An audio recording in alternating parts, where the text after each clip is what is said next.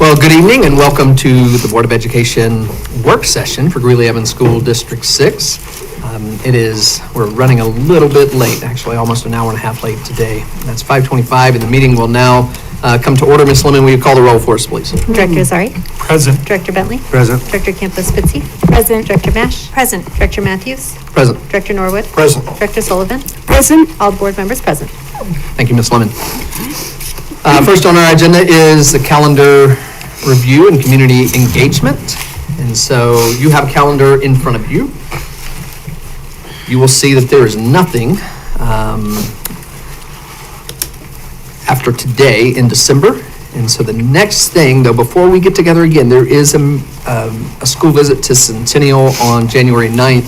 Just make sure that's on your calendar for 7:30 a.m. at Centennial on January 9th. And that's all we're going to look at. There's some other important things on there, but they don't happen until after we meet again. So make sure you're looking at this calendar and checking off accept or decline invitations that are sent to you. Next, we have board member comments and reports. And I would ask you guys, I know we have a lot to report because of CASB, but I'll ask you to keep those comments brief. And we'll start with Ms. Sullivan. Sorry. Oh, well, I have no comments. I wasn't there, so I'm excited to learn what you guys did. All right, thank you, Ms. Sullivan. Dr. Kim Spitzy. So this was my third CASB. It was definitely the most exciting, I think, because I got to graduate out of Finance 101 and legal compliance and go to like more interesting work sessions. The work sessions that that there was a lot of attendance and excitement around was school boards across the state trying to figure out cell phone regulation and positive messaging behind that. I really liked one district's motto. It was more social, less media. I really like that. And so just to hear some success stories around cell phones was exciting. Got to attend a session with Doran and Kyle around artificial intelligence and how we can make the most of it and quiet some of our fears around it. And the work session we had on Wednesday, we had an all-day work session that most of us were able to attend, that we got to just reconnect as a board and tackle some important subjects, including next year's election and as well as cell phones in our district. So had a great time. It was busy. There were days that at least Natalie and I scheduled ourselves from 7:30 in the morning till like 10 p.m. And so some time for fun, but mostly just kind of getting down to business. So it was great. Dr. Norwood. Just a couple things.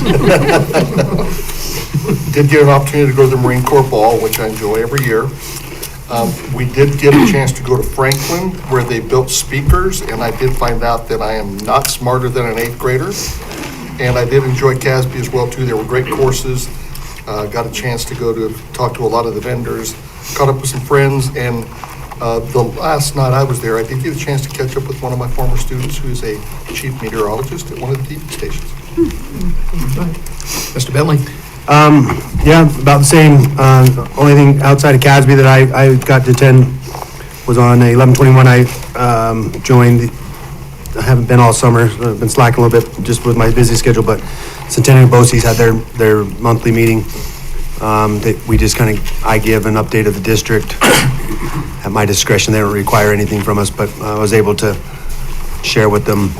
Obviously, they all knew of Dr. Pilch's Superintendent of the Year award, but outside that, CASB was great. This is my 4th one, so I knew what to expect, and they had a lot of really good breakout sessions. The keynote speakers were good, and it was just really nice to kind of spend some time with everybody and learn and look forward to next year. Mr. Azari. Yeah, in addition to what's already been reported out on the CASB conference and our school visits and the Marine Corps Ball, which was outstanding. They now have 130 cadets. Pretty impressive group of kids with their esprit de corps and their dedication. I also had the opportunity to attend the Student Wellness Policy Committee quarterly meeting, again on November 19th. And I'm always very, very impressed with the folks that we have that help our kids, our families, and our staff receive support towards development, lifelong wellness behaviors. And then finally, I also had the opportunity to attend a couple of concerts, one with Centennial and one with Meeker, the choir concerts and the folklorico dancers at Centennial. And I think my takeaway from that, which I had forgotten about, even as a director, was how the other staff members in the school use those opportunities, the concerts, to connect closely with parents. And that was just really neat to see. And it was a whole school activity, so that was great. Thank you, Mr. President. Thank you, Mr. Azari. Vice President Mash. I also really enjoyed the visit to Franklin. We got to be the students, and the students taught us what they were doing in science. So that was really fun. That was a little different than any other school visit we've done. I enjoyed CASB very much. I always get to just relax a little bit, not be quite so formal with our board, which is fun. And Dr. Pilch and Teresa and Michael and I got to present, and share with other districts. I think it was very well attended. Just all the ways that we have made community connection and how that has, allowed our district to move forward with our community trusting us with their funds and then being able to do all the different things, and really highlighted how we're trying to give back to our community with our piloting the program of paid volunteer hours for our staff. So that was really fun to go everywhere and be like, oh yeah, we have a superintendent here. And then I also got to attend the DAC meeting. I'm supposed to attend all of them in the first two. For whatever reason, there was a conflict with, I think maybe tennis tournament or something. But we got to take a tour of the command center, and that was really, really fun to see. And I think really great to get some parents in there as well, just to see the amazing technology that we have to keep our students safe. And so yeah, congratulations on pursuing those grants and the completion of that. Hopefully we don't have to use it very often, but it's really great to know that we have it there. And I don't have a lot to add. Yes, great visit to Franklin. Always has been. So proud of that school and what they've accomplished over the last few years. And it's my final CASB, so it was a special one for me. It was great to spend it with you guys. Very much enjoyed those days, and will treasure them. And that's all I've got. So we will move on to our financial audit presentation.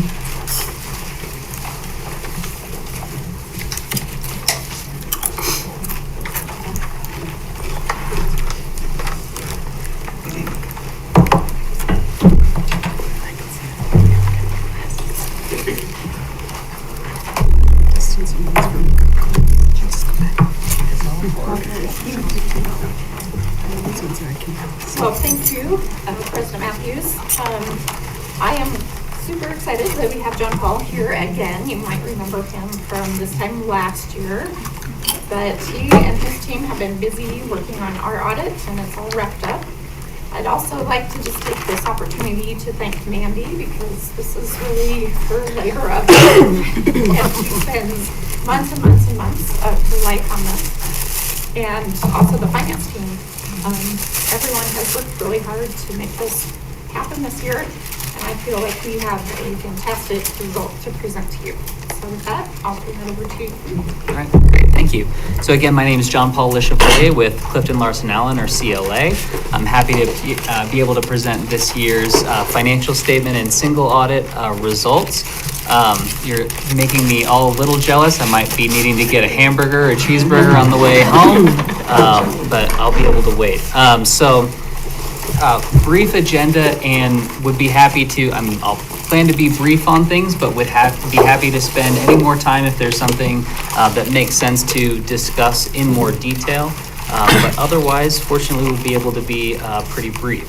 So just as a quick reminder of the scope of the audit, really what we're doing as auditors is making sure that the annual financial statements that are presented are materially correct. So the way that you can look at that would be that the district is the author of that. I think it's over 150 pages or so of financial data, and we would be kind of the editor, double checking, making sure that everything is correct, the amounts are correct, the disclosures are the way that they need to be, nothing's missing or omitted, that type of thing. That does not mean, so we're not taking responsibility for the financial statements, that's the district. Also, a couple of common misconceptions. While we do have audit procedures that generally look for fraud or material fraud, that's not something that is an emphasis or a focus as part of the financial statements. And we are looking for making sure that the financial statements are materially correct. So if, smaller dollar amounts, we're looking to make sure that overall that can be relied upon by the board to make informed financial decisions. Okay, so in terms of the scope of the audit, there's really two main components to it. There's the financial statement audit, which is all of the financial activity and the results. And we're pleased to be able to say that we're able to give an unmodified or informally referred to as a clean audit opinion for this year. So that means after all of our audit procedures were performed, that we believe with reasonable assurance that the financial statements are materially correct. And so that's the highest level of audit report that you can receive. It's also the audit report that you should be expecting to receive each year. And I think I've said this before, but if you weren't going to be receiving that, this is not the first time that you would be hearing about it. But again, pleased to be able to present the unmodified opinion. And then also there's the single audit, which would be the audit over federal awards. And so that is a required component. Anytime a government or other entity receives more than $1 million in federal funding, they're required to go through this single audit process. So I will give spoilers for kind of the rest of it. We did not have any findings for that, so very pleased to be able to present that as well. We'll go through in just a minute some of the, very briefly on the IT recommendations that we had, but we're pleased to be able to say that we didn't have any material weaknesses or significant deficiencies. Those would be kind of recommendations that are considered more than just like a best practice recommendation that would rise above that level. So we did not have any of those, so kudos to the district. It's a very, very clean audit. Did want to present in very, very broad strokes what the financial data looked like. And so doing that, have a couple of graphs in here that just show some trends. So over the last 5 years, you can see that the district's net position has increased from really below negative 200 million to almost 100 million this year. If you consider why was that so significantly negative before. The reason for that, as you may remember from previous audit presentations or other governments, is the district's participation in the para-defined benefit plan, which is now, as of, it's been about 10 years now that this has been added onto the district's financial statements.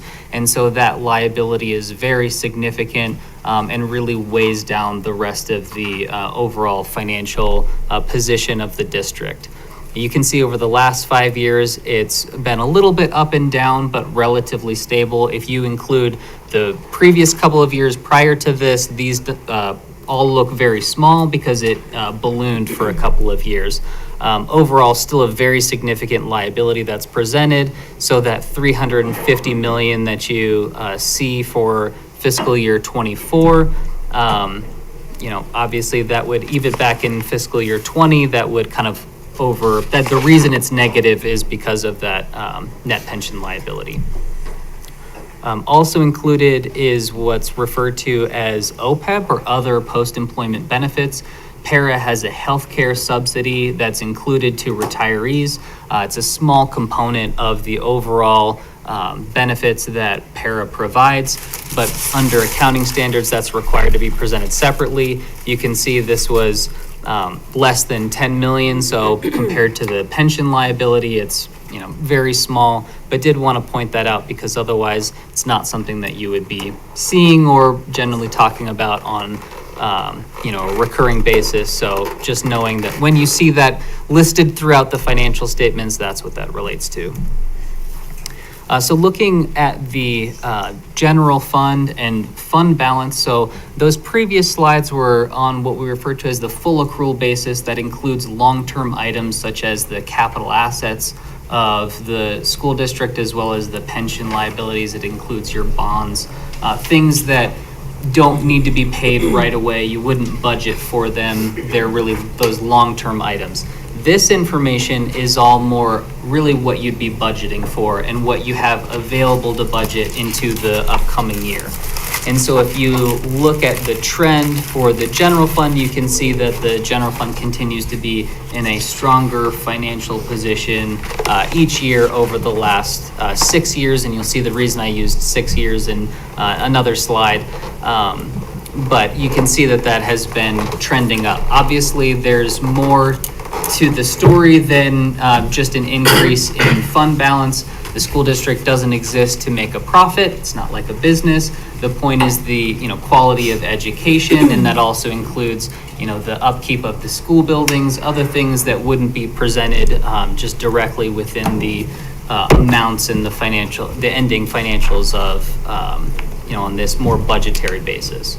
So if we look here on that was just for the general fund, so that's the largest component of the district, but there's other funds that kind of account for other various activities. If we look at the total, you can see there is a significant increase in fiscal year 20, which is why I included 6 years. And this, because it's on that budgetary basis, it includes the bond funding as assets of the district, because you're able to spend those and you have to repay it back on a much longer term basis. So that's why this makes it look like you have a lot of money, but really that has to be paid back over that longer term period. And so if we then look at kind of taking out the building fund, which is where those bond proceeds were accounted for, you can see while it looks... 21 drop a little bit? I'm sorry to interrupt. Sure. So if you look at the like orange bars in there, that would be the bond funding coming in and then being spent down. So there was the issuance, and then I believe there was the second tranche of the second issuance. Correct. I got you. So it goes down as you start spending it, it goes back up for the other issuance, and then continues to decrease. And so that's why it's getting, a lot smaller, but you can see the blue bars would be the non-bond proceeds essentially. And so that, similar to the general fund, has continued to increase over the last 6 years. Again, showing that strengthening, at least from a dollars and cents perspective, of the financial position of the district. Any questions on, again, that's 150 pages in a couple of minutes. But any questions, comments before we move into kind of more of the recommendations side of things? Is the blue then just represent the state funding that we get received? The biggest component of that would be the state funding. And this is, fund balance would be your assets minus your liabilities. So this is not going to include any revenues that came in during the year. This is going to be tracking how much is left over at the end of the year of what was spent. Does that make sense? Kind of, yeah. So basically if you were running your own, checking and savings account, this would be what's left over at the end of the year of kind of what's sitting in your account. Obviously, there's a little bit more to the district than just a single bank account, but that's kind of, if you're comparing it to like a personal finance, that's what it would be. So it wouldn't include all of the paychecks that you received during the year. It would just be here's as of the end of the year, how much was left in the account. Any other questions, comments here? Okay. There was a new auditing standard that was effective for this past audit, and that required us to go into a little bit more detail on information technology, looking at disaster recovery plans, user access to systems, cybersecurity, those types of things. It's a very, surface level review of that. Obviously, we could spend just as many hours as we spent on the audit in total on just, a couple of those things. But that was something that we did look at in a little bit more detail this year because of that change in auditing standard. We did have some recommendations relating to those things. None of those rose to the level really of even being called out specifically in here. Basically improvements to policies, recommendations, testing of backups, things like that. So those have been discussed with district personnel. And so we're just bringing it up, but otherwise nothing that really rises to the level of the board's attention. Okay, so moving to the single audit, again, this is over federal awards. And it's at the if you're looking for this in the financial statements, it's at the very end of the file. You'll see that the district received about $45 million in federal awards. As part of that, we're required to test. The federal government has a formula. Here's what we want you to look at, and it rotates every 3 years. So as part of this, we were looking at the ESSER funding as well as the Title I funding. They provide, the federal government provides, here's the specific areas that we want you to check compliance for. So making sure that the district is doing everything that the federal government says, all the strings attached, if you will, to that funding. And so those were all the things that we were looking at, and we did not have any instances where there was non-compliance or issues with the internal controls or the structure that was being followed. So it can be very difficult to get through a single audit. It's very black and white. It's on a test basis, so we're looking at samples. So we didn't test absolutely every transaction, but it's on a statistical basis, and so it can be very black and white. If you missed something on one transaction, even if it was for $6, it shows up in the single audit report. So that kudos to the district for having a very clean single audit. Again, it's easy to have little things pop up during that, but there was nothing that came. So did want to, again, kudos to the district. That was an incredibly clean audit to not have any financial audit findings or single audit findings. There is also a letter that was included with the financial statements to the board that outlines all of our required communications. So that letter goes into more detail. If you look at it, it's very legalese. We're required to say a bunch of things, and so we do. But here's kind of the bullet points for that. There were no significant changes in accounting policies or estimates. Estimates would include like that net pension liability, how long the estimated life will be of school buildings, things like that that would impact the financials. Really what the district should probably be, in my opinion, most proud of is the uncorrected and corrected misstatement section. Having none in there is signs of a very, very clean audit. And so you can get to that unmodified audit report, but it can be kind of a mess to get to that point, and this is where that mess would be presented. But in this case, no uncorrected misstatements, no corrected misstatements. So basically everything that we were provided was at the level that it should be and organized well. So again, kudos to the district for that. And then really nothing to comment on with the other communication. Should be maybe pointed out that the financial statements do include the charter schools that are part of the district. Obviously, those have separate boards, separate management structures from the rest of the district, but they do roll up into the district. So if you're looking, you will see their financial information also included. And again, just wanted to last time give a shout out to the staff. Everything that we asked for was provided very promptly and with the level of accuracy that was requested. So really appreciate everything that Megan and Mandy did to make the audit process smooth for this year. So that's everything that I have. Any questions, comments, or discussion items?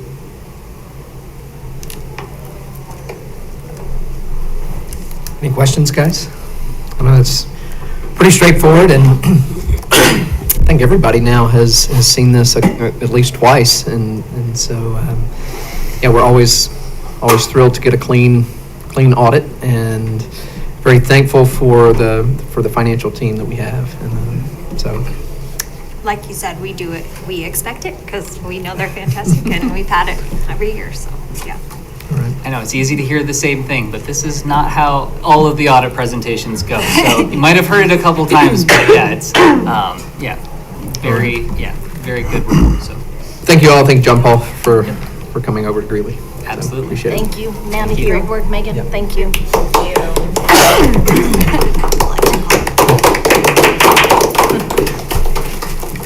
Next on our agenda is our cell phone task force update and discussion.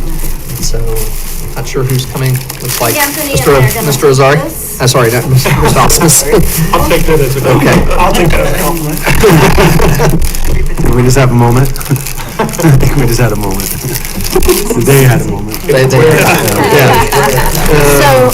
you had an update, about a month ago already, from Anthony and Ken Silva, about the progress on the cell phone, work that we've done this semester. We have a little bit more update for you tonight, and then I want to visit a little bit about recommendations that we would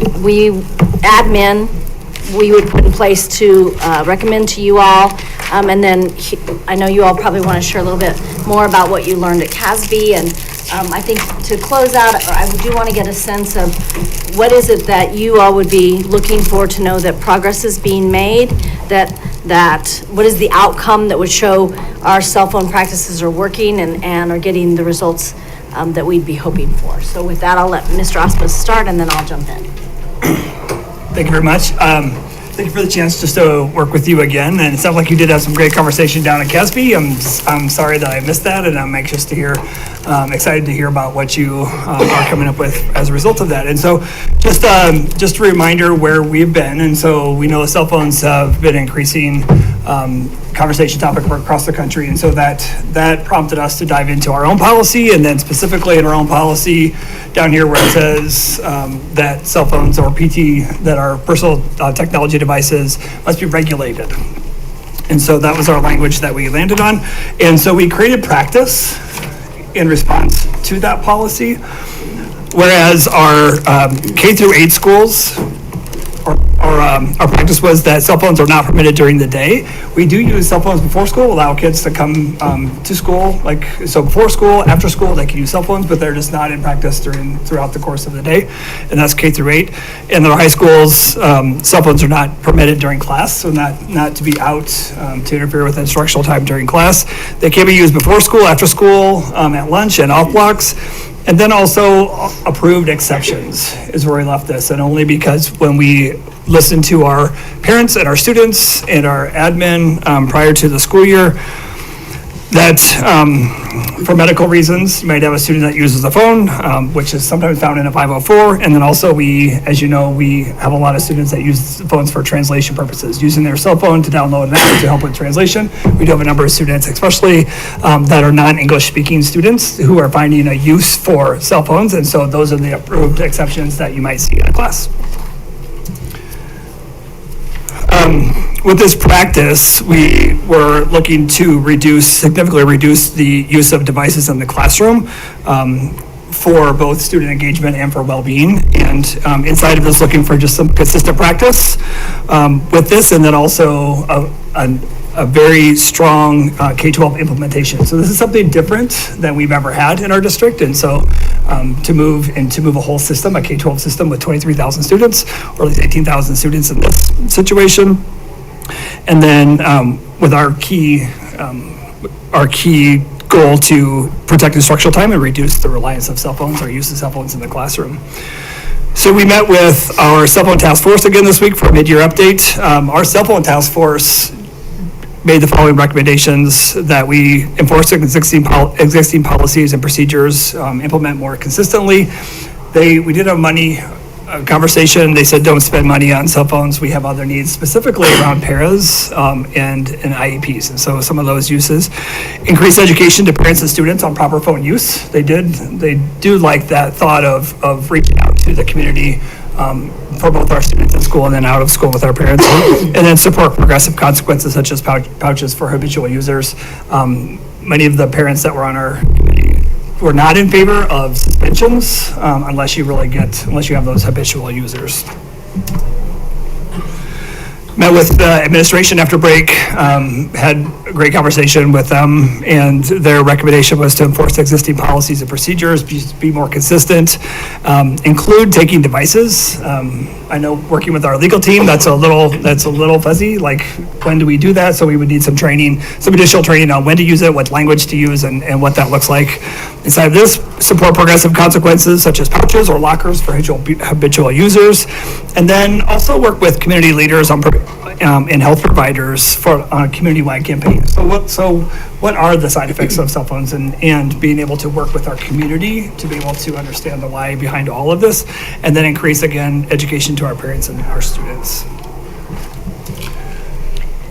So you've seen some of this in a previous work session, but I wanted just to circle back to what we estimate as cost. We did get a cost on a possible translation device, so if we were to say, no, we're not going to have phones out Just at no all phones. for translation devices, the cost for the device that would probably be most favorable for what students are using it for would be around $1,200. We estimate that would be about $840,000 to meet the needs of about 700 students that are identified as those students who are at some time or another are getting access to a translation device. The cost on the pouches are about $30. If we were to do a secured locker per classroom, it's about $3,000 a locker. That gets very expensive. There's about 300 classrooms in the district, so we're upwards of $1 million there. The high school principals at this time really feel like they, as I've shared with y'all before, that they would need additional campus monitors to manage the pouches or to manage the lockers, or some way of securing the phone. The cost of a single campus monitor is about $52,000. Now, as we learned down at Casby, the districts that did go to to some sort of securing of cell phones did not add additional staff to manage that. I don't know if any of those high schools are the same size as our high schools. I know the high schools that were on the panel from Aspen and Summit that many of us heard, those high schools are significantly smaller than our high schools, but I think that's something we could look at. We could certainly look to visit possibly D11 and see how that is working with the pouches, and how are they managing that physically? Because I think initially our principals and assistant principals were just very worried about the burden on either teachers or on administrative staff to manage the locking and unlocking of the pouches. We did bring the pouches up to show you all if you'd like to see those tonight. So you can see this is just the cost of the pouches and the campus monitors. This does not include the cost of the translation devices or lockers. This is if we went with pouches and then we went with additional security monitors to support them. So I had indicated that what would be helpful, I think most helpful to staff and me tonight, and in the coming weeks would be for us to know what data can we collect and can we put together that will indicate we're having success or not, and what are the outcomes that you all will need to see to know, that what we're currently doing is working or is not working. And so we want to look to that. I do think if you go back a few slides around the admin recommendation, what we've learned is very few phones have been taken away actually from the student, and that very few times have parents had to come get the phones. That oftentimes the phone is taken and then the student is given the phone back at the end of the day, whereas our agreement was phones would be taken and parents would be called to come pick them up. So we'll be meeting with principals, our high school principals on Monday to talk about, what are the barriers that they're facing that's causing them to not be able to fully implement what was agreed to in the fall. They would say that this is the best that they've seen cell phone, the lack of cell phones in the classroom. However, they do know that some of the consequences that we had said, they just did not go to that level yet. So, what is in their way of doing that? And we know part of what's in their way is that, they're very focused on academic achievement and our student failure rate. And I've mentioned to you all attendance and chronic absenteeism as a worry and student safety. And so what I am hoping to work with high school principals on is, so what is it that we can do, or our Board of Education can do to better support you to have this rise to the top of your list and to feel like you can get it done at, closer to the top of the list. So what we plan to do next is identify, that's what I was just talking about, identify and address those barriers that have been, the barriers that are getting in the way of a consistent implementation. We'll continue to do listening sessions. We do plan to contract with Magellan Survey, Magellan something. Magellan what, Teresa? Strategies. To do a community survey early next semester. Not just about cell phones, but about lots of things, like how do you think the performance of the district is compared to previous years? But really to get a sense of where our community is in relationship to the district. So we will include some of those cell phone questions in that survey. We'll continue to analyze the practices and the research, not just in Colorado, but across the nation also. Lots of districts are moving in a more restrictive direction. I mean, probably every week, boards of educations are making those decisions throughout the country. And so we want to watch that and talk with our colleagues to learn more about that. As Anthony mentioned earlier, working with community leaders and parents on a campaign to reduce use of devices. I think this is super important. And what we're learning is there have been some very effective campaigns in some communities where the whole community is getting around this with billboards and ads and mailings and other things. So we will explore that second semester. And then I think the final thing that we can do is consider moving what's been practice into actual Board of Education policy. So if practice is the first time you're told to put your phone away, the second time you're given a detention for having the phone out, the third time you're given 2 detentions for having the phone out, and the fourth time the phone is taken and parents have to come pick up the phone. Whatever those practices are at the building level, we could put those into board policy. And I think some of you saw that that's what District 51 has done down in Mesa. So that's a possibility to follow Mesa in that way of putting it actually into board policy. So more to come on that. Now I think now I will leave it to you to ask questions or make comments or share, or go ahead, Ms. Sullivan. I see that we have admins and community members and parents, but I'm not seeing where we've involved the teachers in the discussion. And So- teachers. Teachers are too. And teachers. Starting last spring, we had teachers. I may not have said that, but teachers, admin teachers, students, and parents. Yeah, and it's been. What are the teachers' And feelings it's been a thoughts? topic at my Teachers Advisory Council now, Yep. twice. Teachers feel like it's a lot better than it has been, and at the last Teachers Advisory Council, what they said was, we just need to be consistent. We just need to be consistent, and we need to see why people are struggling. And they all agree it's classroom management, and people who struggle with classroom management struggle with implementing this policy, or implementing these practices. But, and then I think pretty resoundingly across teachers is, don't spend money on this because we have so many needs. But as I told them, it's all about priorities. I mean, there's money. You just had an audit report. There is money. There just isn't money to do everything. So what are those highest priority, high leverage strategies we want to spend money on? Is one of my takeaways from CASB, if going to the conference, is to have some sort of relevance. It was interesting to hear Aspen. I know it's a significantly different district from ours, but the takeaway for me was when they said, and they're pretty emphatic, that there was not a pushback from their parents or from their kids when they banned cell phones for the day. It's been they said, quote, "It's been an extremely positive experience." Even the students say it's been a good thing. So just something, that was the takeaway from that session, which surprised me, being in the schools as long as I have been. So I don't know. Yeah, I think when we started this work, and not to interrupt you, but when we started this work, this was where the majority of the schools were going last spring. And then since then, we've heard other schools going different directions. So it's just interesting to see where everyone's going with this. I don't have a question to ask, but well, I guess I do, but don't some people have diabetic monitors that they have to scan with their phones? Yeah, that'd be one of the exceptions we another talked about, where they would just need to keep their phone close. It was brought up a couple times that people were asking if there's anything on the state level, and Matt Cook, is that his name, right? CASB, obviously, he said that not at this time, but I think with as much talk as it's getting, I don't think it's very long before we see something on the state level anyways, so.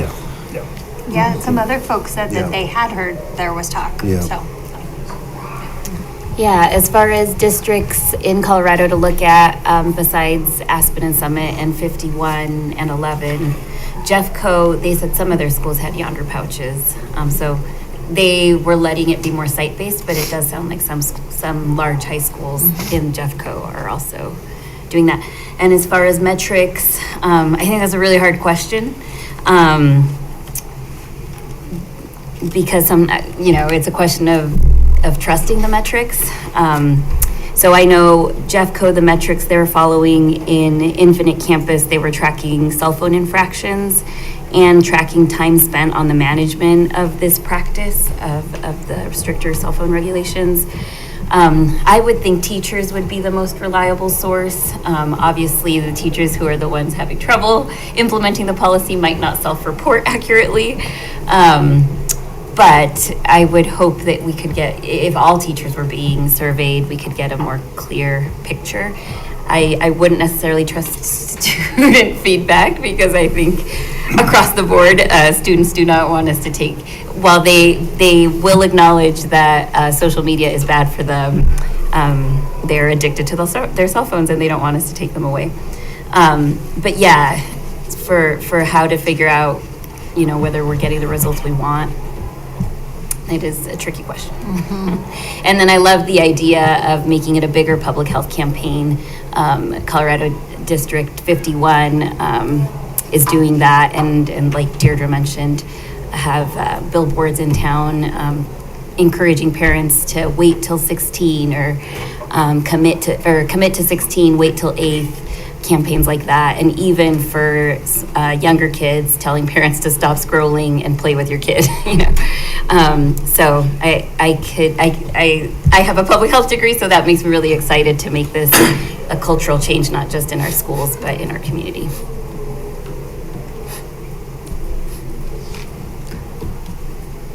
Any other questions or comments?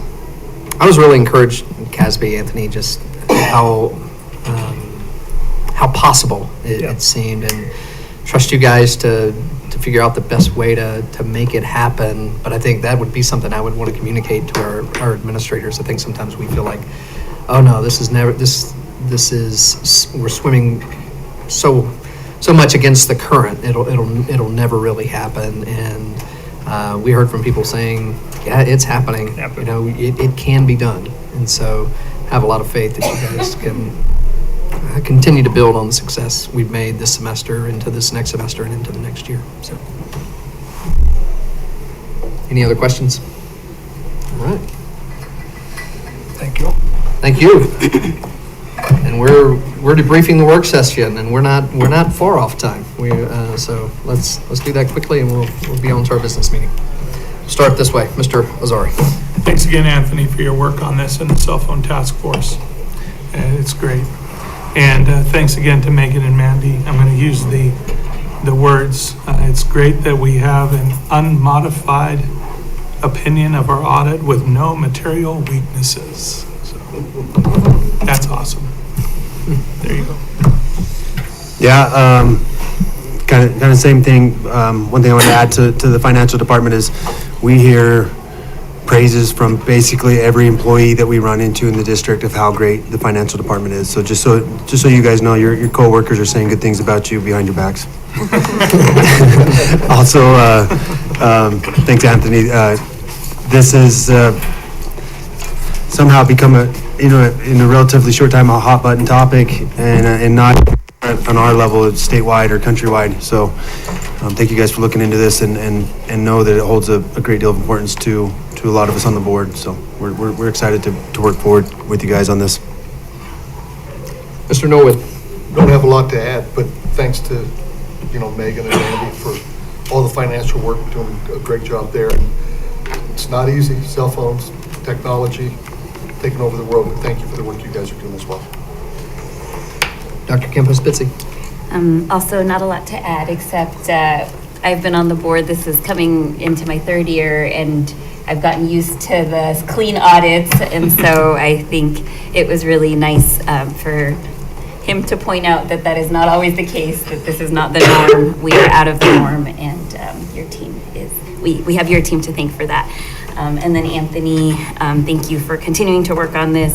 One of the phrases that came out of our work session on Wednesday was that we want to be on the right side of history on this, and the encouragement from other districts that it can happen. And even a superintendent who was a little bit against it said it was fantastic for students. So yeah, just encouraging us to keep moving forward with that. Yeah, thank you for never having any surprises in our audits. You guys do a fantastic job, but so his presentation is always short, sweet, boring, but exciting at the same time because we have no issues. And I am looking forward to seeing the direction that we end up going. So just hearing the feedback of how many districts we're on board with the no cell phone compliance issues, I'm really liking this. So thank you for pursuing and keeping us moving forward, like everyone's saying. Congratulations on another clean audit, and I was just thinking about how having a strong financial team really helps to build the trust with our community. I don't get a lot of comments about what's the district doing with my taxpayer dollars, but it's wonderful to always be able to say that we are award-winning, that we have clean audit every year, so well done on that. And yeah, thank you for the continued work on the cell phone policy, and just kind of see what we can figure out. Not much to add, guys. Again, thank you for both for your work. Mindy, she's gone. Thank you both for your work, and congratulations, and Megan. And so, but that's all we got, and the work session's adjourned. It's 6:12.